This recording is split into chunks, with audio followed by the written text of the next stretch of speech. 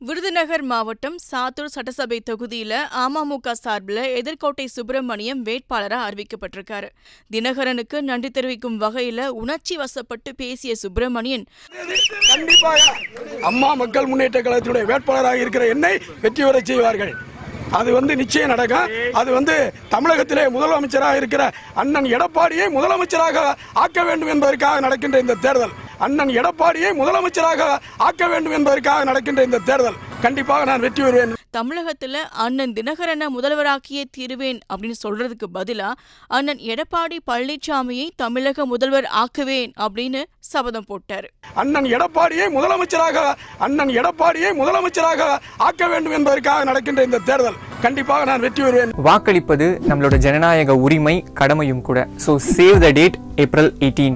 இது போல மேலும் பல தகவல்களுக்கு தினமலர் யூடியூப் சேனலை சப்ஸ்கிரைப் பண்ணுங்க. பக்கத்துல ஒரு பெல் பட்டன் இருக்கும், அதையும் கிளிக் அப்படின்னு அழுத்திட்டு Facebook, Twitter, Instagramல எங்களை ஃபாலோ பண்ணுங்க.